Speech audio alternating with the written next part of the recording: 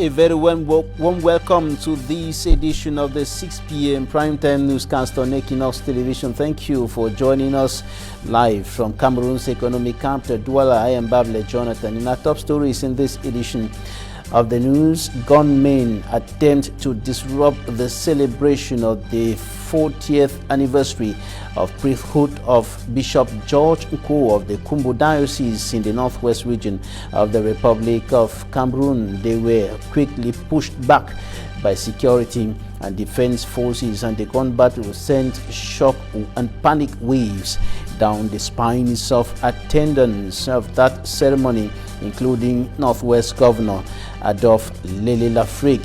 And also in this newscast, we shall talk about the new twist of the Anglophone crisis with the increasing use of explosive devices and sophisticated weapons by non-state armed groups in the northwest and southwest regions of the Republic of Cameroon.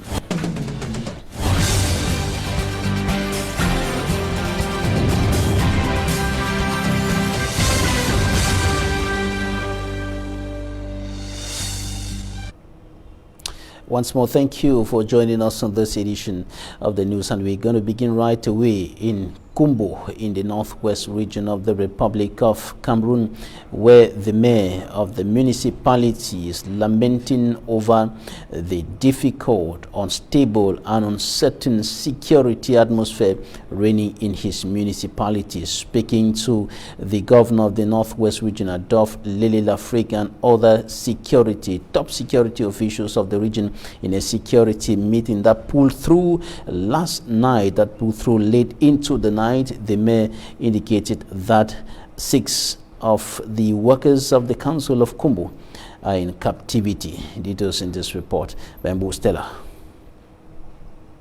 Bui Division in general and Kumbo in particular has been described as one of the areas in the conflict-hit northwest region that needs government's particular attention. The mayor, Venatius Mborong, was speaking during a security meeting at the Minepat Hall in Kumbo. The separatists have made life unbearable to our population.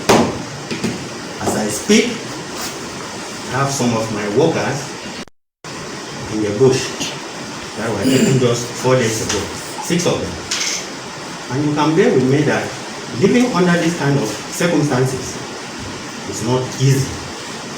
You cannot move out of town. You are moving somewhere, you look left, you look right. This kind of life is very, very unpleasant. And Your Excellency, we would like you and your team to look at us, turn your attention as always, as you have been doing. And we want you people to take additional time, put additional time with us. Because we are passing through difficulties. The meeting, chaired by Northwest Governor Adolphe Lele Lafrique, was to assess the security situation ahead of a mass in celebration of the 40th anniversary of the priesthood of His Lordship George Nko, Bishop of Kumbo. In his response to the mayor, Adolphe Lele Lafrique said that measures he cannot disclose are being taken to ensure the security of the population and their goods in the entire northwest region.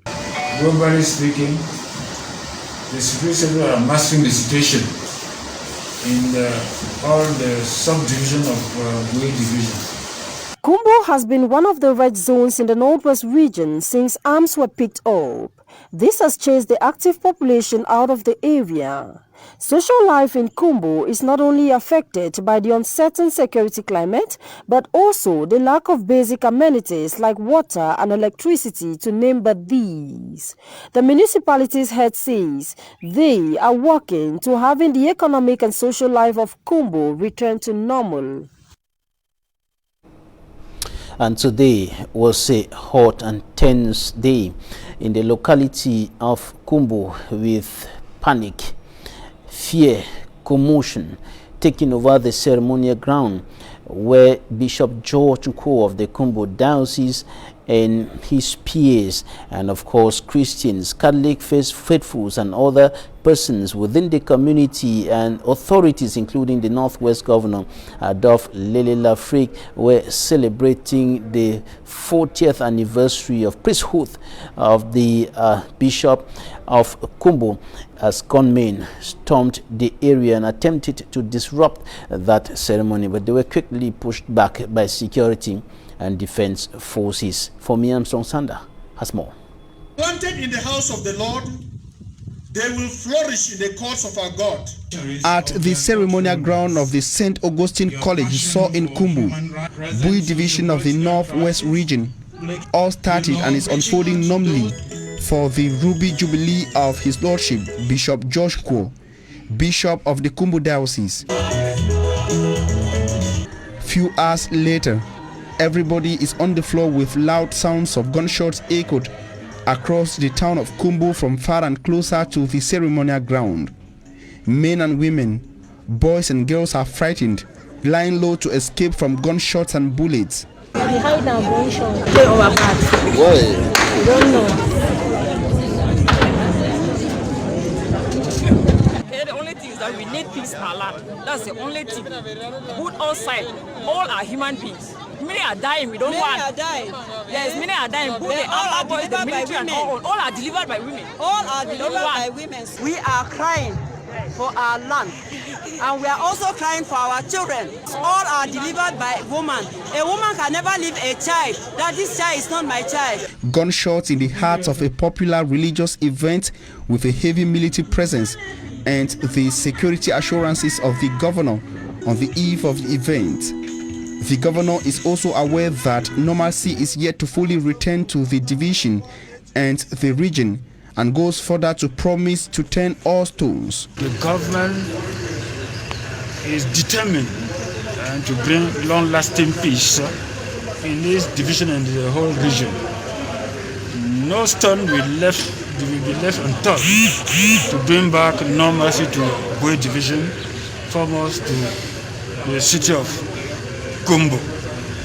The pacification effort of the administrative authorities, the operation to secure the division and the whole region that I have long started will continue and will be increased to face the present situation. The ceremony before the unwanted interruption was all in honor of the 40th priesthood services of Bishop George Kwo, described by the Archbishop of Bamenda as a shepherd standing by his sheep in a difficult environment and ready to die for his flock.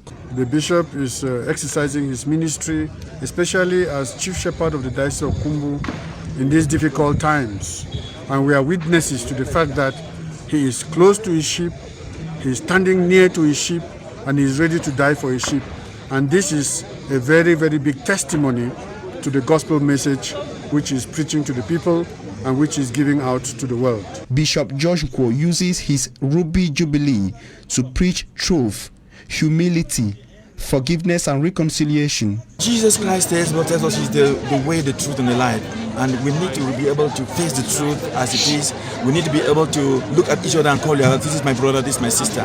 My celebration in the heart of this reassures me that it is possible. I know that it is possible if only we can break down the pride and uplift love for truth, for justice, and for care for one another. 26th April 1981, 26th April 2021, 40 years of the priestly ordination of His Lordship, Bishop George Kwo, Bishop of Kumbu. After that attempted attack by civilians or armed men in Kumbo, stopped by security and defense forces, explosive devices came into play, and explosive devices exploded at different places within the locality, as our correspondent Mbu Stella tells us, and the situation remains quite unstable in that part of the country. And a political analyst, Adrien Ebako, thinks that this is the result of government's failure to use appropriate measures to solve the root causes of the conflict in the northwest and southwest regions of the country. Take a listen to him.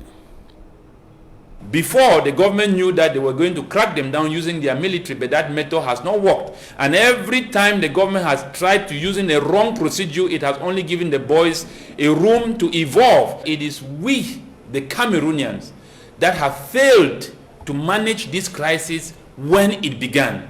We felt that we can always use military in response and to achieve what the central government in this country wants, but it has not been the case.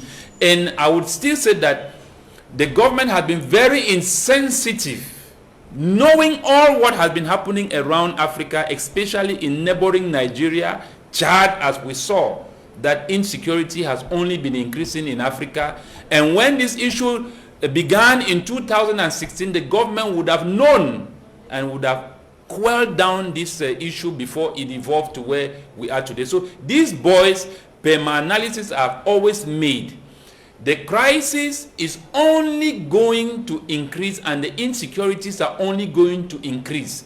It will never curb down if the government do not directly address the root core of this problem and get into an all-inclusive dialogue to resolve the problem genuinely for the interest of the people of this nation. And extending his analysis across the African continent, Adrien Ebako thinks that many of the African leaders, especially presidents of countries afflicted by security crises, have been using the wrong methods, the wrong approach to solve the security problems, which have escalated to a level where they are unable, some of them are unable to handle. Listen to him. What we find happening today in Africa, it is absolutely engineered and sponsored by many of the Western nations that have interest in Africa. But one of the things that the African governments and administrators have always failed to do is addressing issues at the initial stage. They have failed to respond when people began agitating. And because of that failure and delay and lack of time management, that has evolved into something else that we are seeing today. Today now we are talking of monsters. Today now we are talking of insecurity that our governments cannot manage. A good example will be Nigeria. Today the president of Nigeria is calling in the United States to help him build stability and security in Nigeria. A giant nation, Nigeria, calling on the United States for security in his nation. That is just to tell you that Buhari in another way is telling us that he can no longer manage the insecurity in his country and the government has failed to manage the insecurity. So this is just to tell you that what Nigeria is going through is what we see today in Chad, is what today we see in Central Africa, is what today we see in Mali, in Ivory Coast, and many, Ethiopia and many other places, Cameroon, we are talking today. Adrien Ebako, political analyst, speaking there to Njombe in the Mongo Division, littoral region of the Republic of Cameroon. 2 persons have died in a road accident on National Road number 3. A motorcycle rider who came into a collision with another vehicle in that accident. Immaculate Fogwe has more. Underneath this heavy-duty truck is the lifeless body of a pregnant woman who was on board a motorcycle. The motorcycle rider and the woman were knocked down by this truck along the National Road number 3, precisely in Pinja in the Mungo Division, littoral region. The bike rider died few hours after he was admitted in the hospital. According to residents, the deceased were returning from a wake-keep. The driver, who was in a drunk state, was driving on top speed. The driver of the truck tried dodging the motorcycle, but it was already too late. That is the lifeless body of the woman lying under the truck.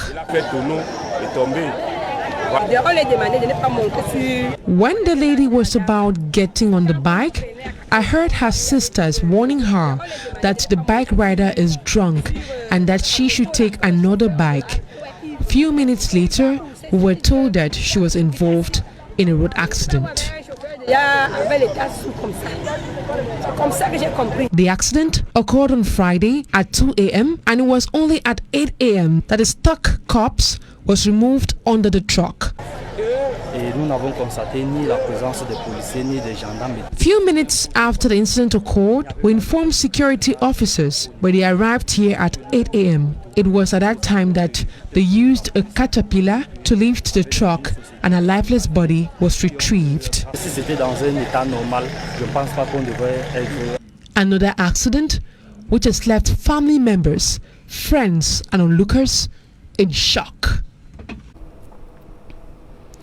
That's it for the first part of this newscast. Talking Point is up next.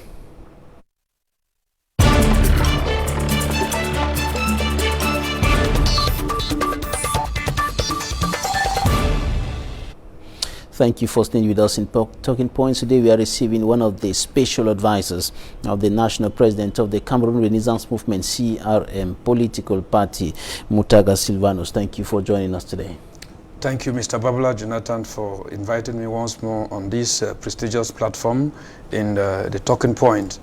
I wish to use this opportunity to greet all the inmates of the Kondengi Central Prison, the principal prison of Yaoundé, the Boya Central Prison, the Bamida Central Prison, and those of the Nube Central Prison.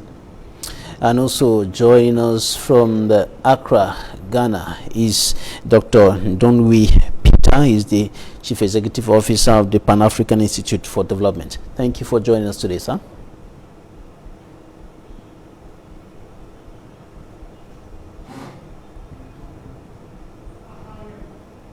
Protection of violence on all right, we begin with you, Mutaga Silvanus. Today was a difficult, a tense, and a very hot day in Kumbu, in the Bui division.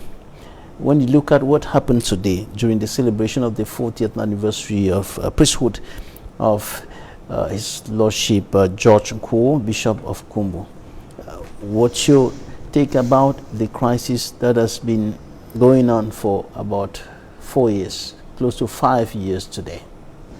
Mr. Babula Jonathan, this is part of the recurrent attacks that houses of worship have been suffering from in recent times. We can imagine that in 2011, that was on the 16th of July in 2011, the Jandala extremist Islamic group in northeastern Iran killed about 17 and injured 270. And of recent, the same thing happened in Burkina Faso, where we saw about 24 men, worshippers, Christians were killed and priests were injured.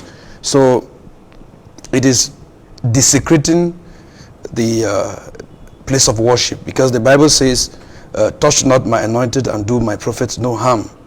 You know, the place of worship is a place that is reserved for people that go there to intercede. They lift up prayers on behalf of the suffering people. They lift up prayer for God to intervene in issues that are affecting the society. So if people cannot respect such places, such gathering, a holy gathering, I think that it's not something we would want to accept. But like it is at this particular juncture, if you look at what is happening in the two English-speaking regions of Cameroon, you understand that it is separatist extremism. It is when to what we call separatist extremism. You find that the people, the separatists, have been carrying out acts of atrocity of recent, and this is in retaliation to the maybe the extremely military brutality that has been observed on daily basis. But going to attack a gathering of holy men, it's like it's commonly said, whoever the gods want to strike, they first make mad. I think these people who did such a thing, they are calling on the wrath of God upon their lives. So the attack of today took place on the campus of St. Augustine College, where the celebration of the 40th priesthood anniversary of Bishop George Nko was taking place. And despite the military presence, despite the heavy security deployment, the armed men still succeeded to launch an attack, and they were quickly pushed back by the security and defense forces. When you look at this persistence of the non-state armed groups coming to attack, even in an area heavily guarded, in an area with heavy military presence, what do you think about the unfolding of things over there? You know that as the government in place keeps on pretending as if nothing is going on in the two English-speaking region, telling us, deceiving the international community that the situation is under control. These guys keep on developing new skills every day, and to be very frank, in the days ahead, I'm quite sure that the military will not be able to stand to face these guys anymore, because they are no longer afraid of the military. I think it is out of desperation, you know, when people find that the only way they can express themselves is through violence. You find that they will be forced to use violence means maybe to make themselves hurt. We know quite well that most of them are not happy with the so much glamour decentralization which is in place. We heard of recent people like Senator Belamoki, who were complaining that decentralization is not satisfying the aspirations of the Anglophone, and that most of the texts that came in were still in French and other like. So you find that this is frustration, and the government in place, if there is anything that should call their attention, I think the mere fact that this attack has been carried out on men of God. We know the contribution of the Catholic Church since the days of the late Cardinal in seeing that the Anglophone crisis be given due consideration at the Parliament or be resolved. So the separatists have so much respect for the Catholic Church. For the mere fact that the Cardinal is no more, they seem to be thinking that the Catholic Church will forget their plight. So to me, I think that it is a way of expression to tell the Catholic Church that the Cardinal is no more.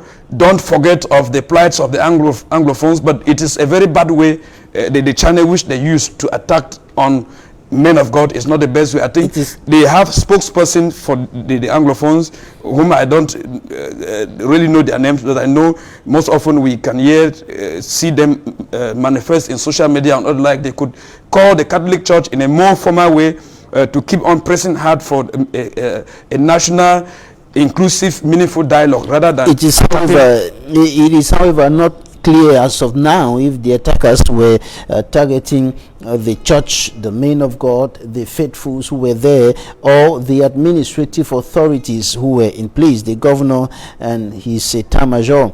It is not clear as of now, but we do know that the attackers before that kidnapped some workers of the Kumbu Council, not necessarily those who attacked today, but some other persons identified or attributed, linked to the non-state armed groups, said to have kidnapped over 6 workers of the Kumbu Council. The mayor was lamenting over the unstable security situation in his area of command during a security meeting last night.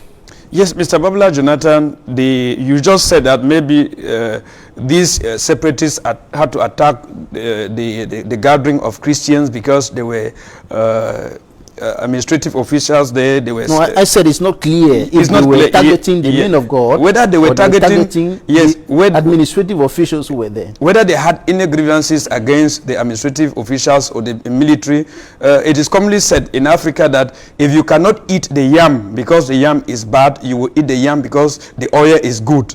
The mere fact that men of God were present at that particular venue would have been enough reason for these guys to understand that that is a no-go area. They were supposed to allow them perform whatsoever they had there and they live peacefully, because those are the same people that will be praying for the security of those who are still alive. There is something we need to understand, that man proposes and God disposes.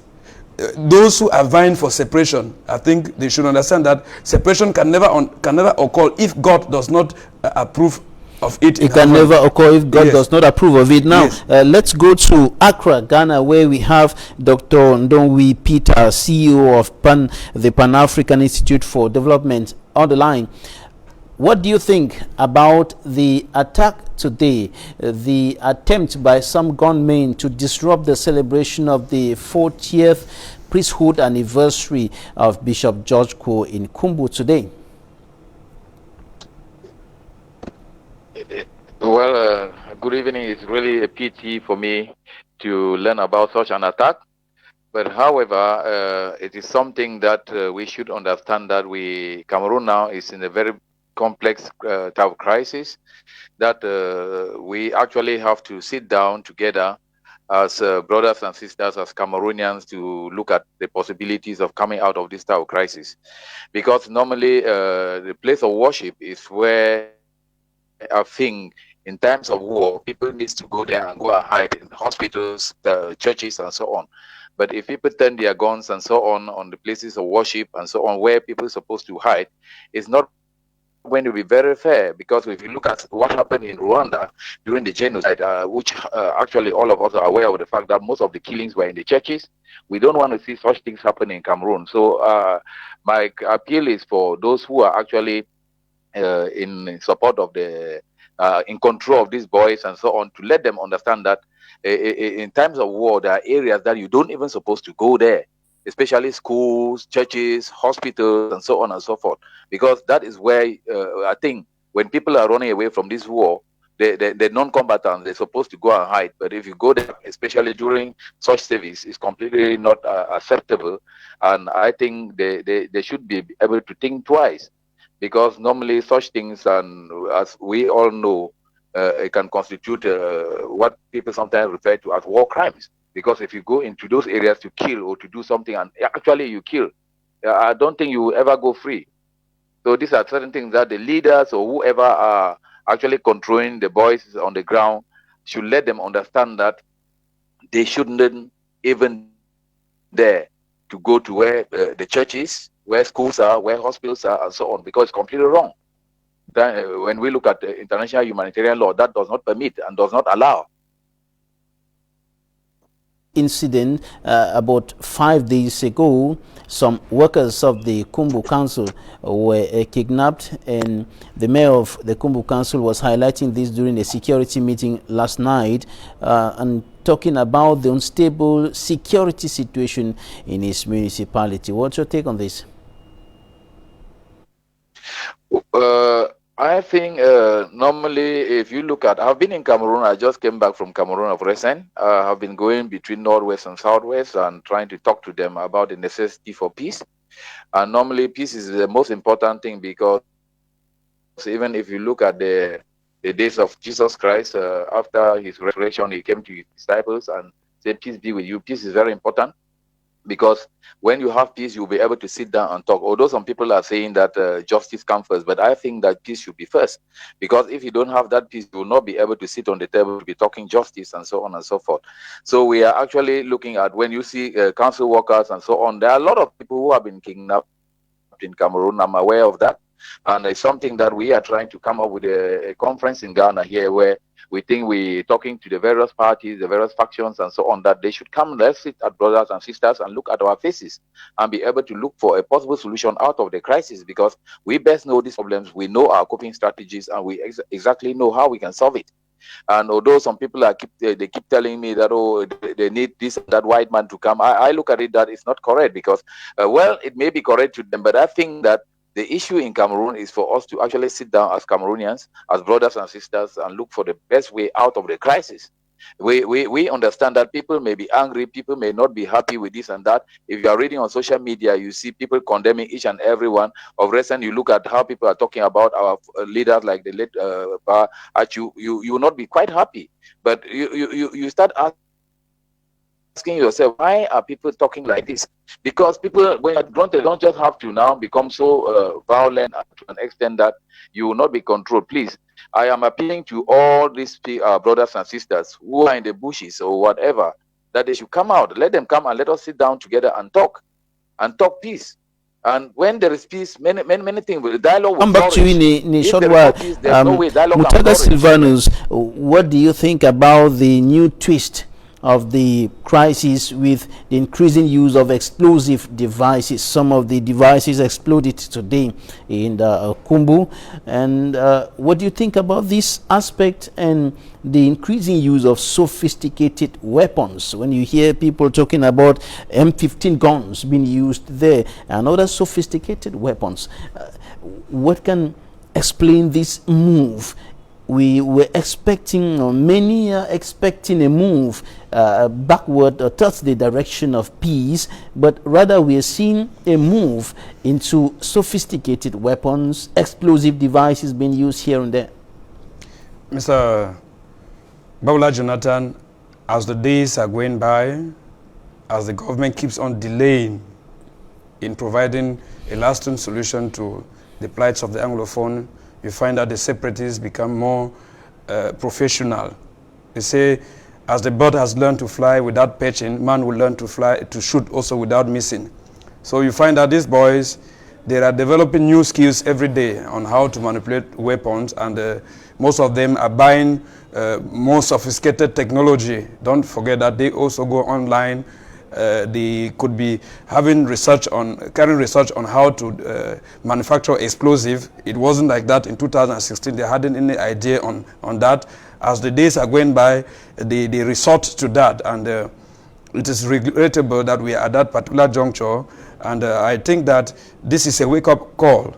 If they can start manufacturing things that can explode 100 meters, 300 meters, don't forget that it may go to an extent that they will go in manufacturing, why not ballistic missiles. So the government in place has to be very careful.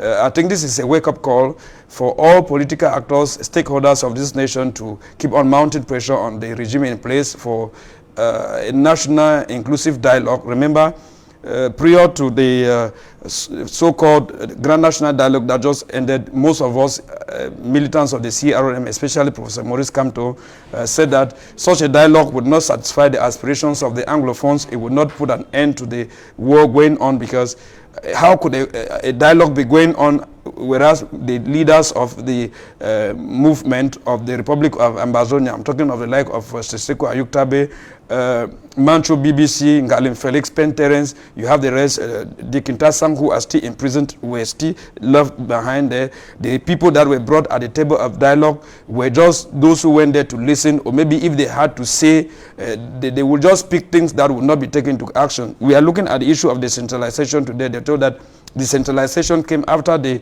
Grand National Dialogue, but you find out that it seems as if that Grand National Dialogue was just a forum for noise making, because the real action is what is happening in place. The decentralization is not working.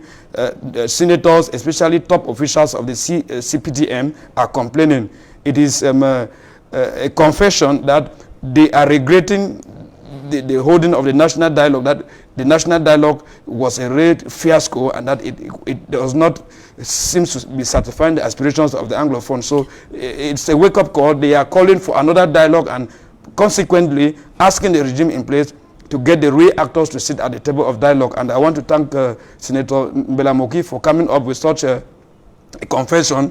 You know, in politics, words hide words. So if a man of his caliber will tell that he's not satisfied with the way decentralization is happening, you understand that it is a way of confessing, regretting that, oh, if I knew, I would not have been part of the national dialogue, because this dialogue is not yielding fruit, and history will hold us responsible as part of those who went and sat on at a table, use the taxpayers' money. However, those who are close to the head of state or the CPDM will tell you that it is yielding fruits because of the institutions that have been put in place and some progress that is being made at that level concerning the functioning or the implementation of the new decentralization code. Now, Dr. Ndonwi Peter, what do you think is provoking the switch to explosive devices and more sophisticated weapons by non-state armed groups in those two regions, the northwest and southwest regions?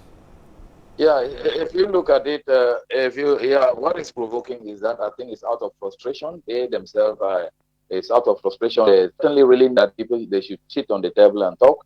I've been talking with so many of them out here in diaspora, even some of them, and those in prison. I've been talking with them, talking with those who are some of the boys in the bushes, and so on. And it's out of frustration, obviously. And you know, when people become frustrated, they tend to behave the way they behave. But that's why I'm calling for caution that if you are even frustrated, please, there's a way of going out of your frustration rather than using the barrel of the gun. You can actually get to your brother and say, this is it, this is what is it. So how can we actually solve this problem? And that is the reason why we are trying to come up with, we are actually working hard to come up with an international conference on peace and security in Cameroon, in Ghana, where we have already been talking with the various key stakeholders and the various parties concerned.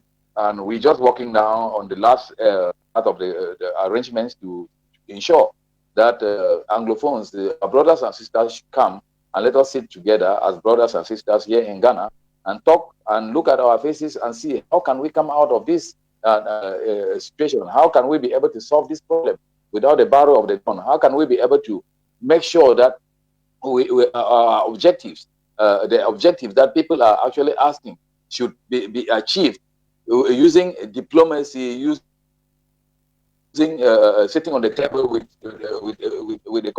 our country, with our state, with the parties or with the various government institutions, and we talk, because that's the best way out.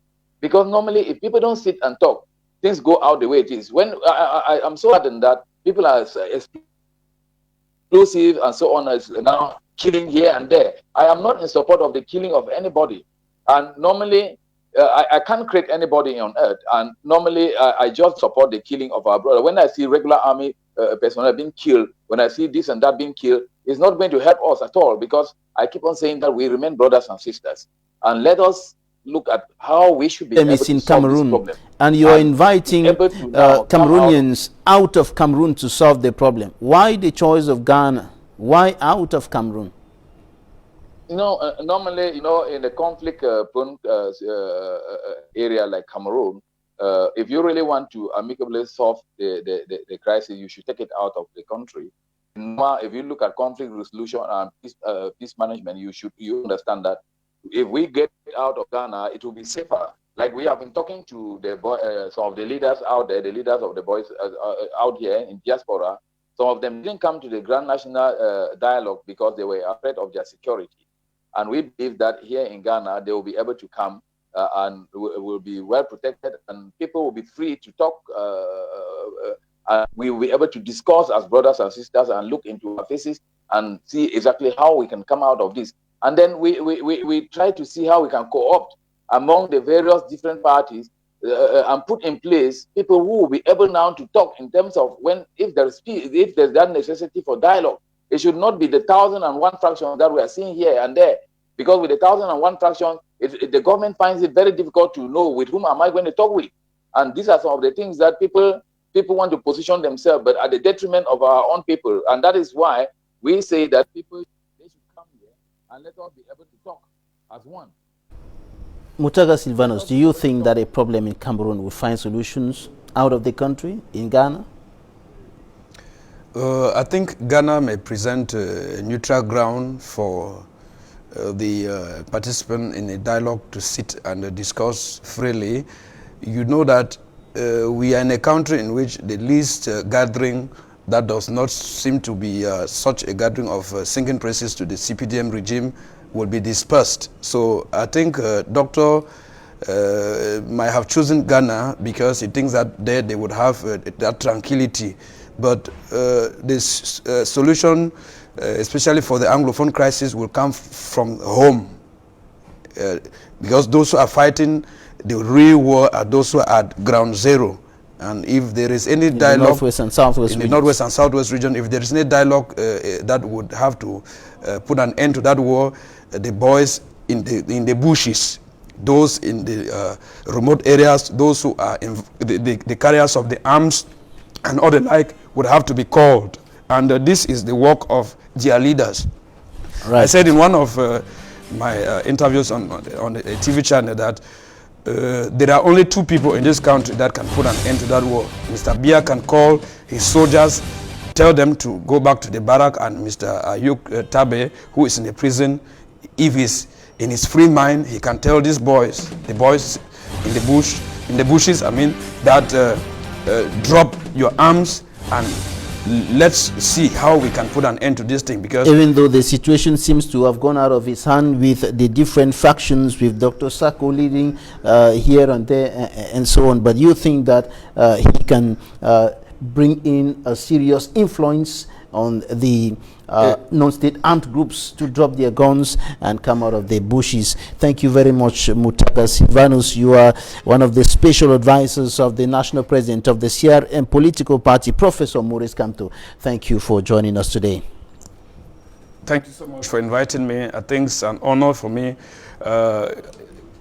coming here every time you give me that opportunity to talk out to Cameroonians, and especially to tell them that peace is one of the most valuable things we should cherish, and that if there is any way we can fight for it, let us not relent. We should fight for it. President Paul Biya said we should be hungry for peace. We should be hungry and thirsty for peace. Thank you very much, Dr. Ndonwi Peter, CEO of Pan-African Institute for Development, who was with us live from Accra, Ghana. Thanks, ladies and gentlemen, for staying with us. That's it for today. Have a nice weekend in the company of our programs. Equinoxe Soir, last edition for this week, comes up next.